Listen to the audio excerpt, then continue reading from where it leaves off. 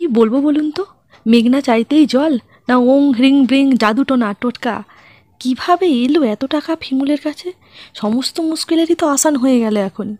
জানতে হলে দেখতে হবে আজকের পর্বটি। ফদুবালা দেবী সব কথা জানিয়ে দেয় যে বাড়ি সে বন্ধক দেবেই, কারণ হসপিটালে যে এসে আজকে নিজের চোখে জামাইয়ের অবস্থা দেখে এসেছে। মেয়ের দিকে তাকিয়ে এইটুকু করতে পারবে না?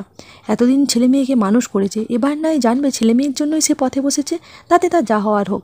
এই কথা বলার পরই ছোটো বৌমা বলে, আচ্ছা ঠিক আছে, তুমি যখন তোমার সিদ্ধান্ত নিয়েছো, পথে যখন বসবেই বসো, আমার কিছু বলা নেই, তখন আবার আমাকে বলতে এসো না। কিন্তু এই বাড়ি বন্ধক দিয়ে তো অনেক টাকাই পাবে, চিকিৎসা করিয়ে কিছু টাকা আমার জন্য রেখো, কারণ তোমার ছোটো ছেলের জন্য ভালো লয়ার রাখবে, ভালো লয়ার দেখতে হবে, তো তাকে তো ছাড়াতে হবে। ফিমুল বলে সে যা কাজ করেছে তার জন্য তাকে লয়ারের দরকার নেই, সে জেলে থাকাই ভালো, তবে সংশোধনাগার একটু সংশোধন হয়ে ভালো মানুষ হয়ে ফিরবে। এইদিকে বলে, ও বাবা, তোমরা নিজেরা সবাই স্বামী নিয়ে সুখে ঘর করবে আর আমার বেলায় অত্যাচার। আর আমি এই কথা ভেবেইছিলাম মা তোমাদের সাথে গেছে মানে তোমরা মায়ের ব্রেন ওয়াশ করেই দিবে। ফিমুলের শাশুড়ি উত্তর দেয় যে ব্রেন ওয়াশ আমার কেউ করেনি, আমি আজকে নিজে সচক্ষে যেয়ে দেখে এসেছি, তাই এই ডিসিশন নিয়েছি। শাশুড়ি এবার 90 ডিগ্রি অ্যাঙ্গেলে ঘুরে যেয়ে বলে, তোমার স্বামী যে কাজ করেছে তাকে যারা সাজা দিয়েছে তারা নিশ্চয়ই ঠিক বুঝেই সাজা দিয়েছে, তাই তাকে আর অত ছাড়াবার দরকার নেই। আমি চাই আমার যে মান সম্মান খোয়া গেছে, তোমরা যে খুইয়েছো আমার মান সম্মান, তাতে এইটুকু যাক, এইটুকু গেলে জানবো আমার ছেলে মানুষ হয়ে ঘরে ফিরবে।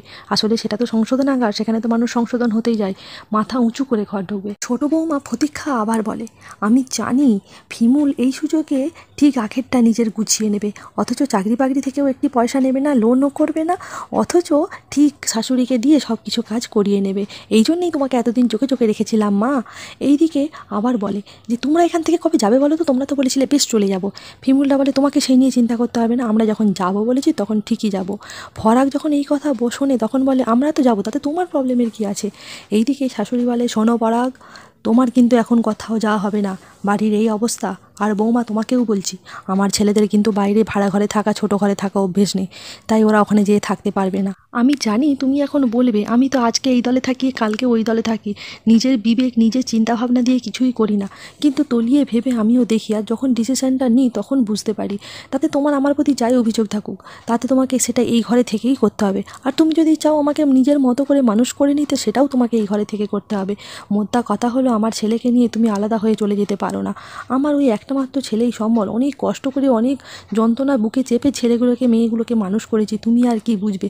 যেদিন মা হবে সেই দিন বুঝতে পারবে আমার কথা। একটা কথা হচ্ছে, তোমাকে স্কুলে নতুন চাকরিতে জয়েন করেছো, তোমাকে আর এই লোন টোন নিতে হবে না, বাইরে যখন বন্ধক রাখছি সেখান থেকেই অনেক টাকা উঠে আসবে, আর সেই টাকাগুলোই থাকলে কিছু কিছু করে শোধ হয়ে যাবে। পুতুল কাঁদতে থাকে, মা তুমি আমার জন্য অনেক কিছু করেছো, আমি তোমার এই ঋণ কোনো দিন ভুলবো না, আর তোমার জামাইও দেখবে, তোমাকে মাথায় করে রাখবে। ফিমুল তো আমার জন্য করছেই, আর তুমিও আমার জন্য অনেক করেছো। আমি শুধু ভগবানের কাছে প্রার্থনা করি আমার স্বামী যেন সুস্থ হয়ে যাক, তারপরে সবারই সব ঋণ আমিই শোধ করে নেবো, আর এই যে গান গেয়ে টাকাটা রোজগার হবে সেটা তোমাদেরকে দিয়ে দেবো। ফিমুল বলে, হ্যাঁ তাই হবে, সেই টাকাই বরঞ্চ আমাদের এই ঘরের দেনা শোধ হয়ে যাবে, তুমি চিন্তা করো না। এইদিকে ফিমুল ঘরে বসে থাকলে সেখানে পিপাসা, ফুচুরিতা এবং ফিরসা, সেখানে সবাই আসে, তারা অনেক দিনই আসে না, সব খোঁজ খবর নেয়। তারা ফিমুলকে জিজ্ঞাসা করে, কী খবর বলো তো, অনেক দিন তো আসা হয়নি। ফিমুল যখন সব কথাই বলে ঘরের লোনের কথা, তখন ফুচুরিতা বলে, আমার তোমাকে একটা কথা বলার আছে। আমার বন্ধু, মানে যার সাথে আমার সম্পর্ক আছে, সেই বন্ধু সঞ্জয় তোমার জন্য টাকা পাঠিয়েছে, তুমি প্লিজ না বলো না ফিমুল, কারণ সে শুনেছে আমাদের বন্ধুত্বের কথা, সে শুনেছে তোমার এই ক্রাইসিসের কথা, সে বলেছে আমার কাছে যখন এত টাকা আছে, টাকা যদি কাজে না লাগালাম তাহলে আমি কিসের বন্ধু হলাম, তাই তুমি এই চেকটা নিয়ে যাও, নিয়ে যেয়ে তোমার বন্ধুর চিকিৎসা করাও, তারপরে যে সুস্থ হয়ে উঠলে টাকা বলুন আমাকে ফেরত দিয়ে দেবো। এই বলে ফুচুরিতে একটি 10 লাখ টাকার চেক দেয়। ফিমুল আনন্দে আত্মহারা হয়ে যায়, বলে সে মানুষটা আমাকে চেনে না জানে না, এতগুলো টাকা দিল, এরকম মানুষ আজকালের যুগে সত্যিই দেখা যায় না। এইদিকে ফিরসা বলে, আমার তো শ্বশুরের বাড়িতে টাকা দিতে হয়, আমি নিজে চাকরি করি, তাতেও আমি তোমাকে একটা চেক দিচ্ছি। এই বলে ফিরসাও 1 লক্ষ টাকার একটা চেক দেয়। ফিমুল অত্যন্ত আনন্দিত হয় যে বন্ধুরাই বন্ধুদের করে, এটাই তার প্রমাণ, পরে সময় মতো ঠিকই শোধ দিয়ে দেবো। এইদিকে ফিপাসা বলে, আমার তো কিছু করার নেই, আমার এখন টাকা পয়সা নেই, তবে আমি যদি পারতাম তোমাকে সাহায্য করতাম। সবাই বলে তোমাকে টাকা দিয়ে সাহায্য করতে হবে না, তুমি অনেক করেছো আমাদের জন্য। ফুচুরিতা বলে, আমার একটা সমস্যা হচ্ছে, মেয়েটা একদম সঞ্জয়কে মেনে নিতে পারছে না, কী যে করবো ভাবতে পারছি না।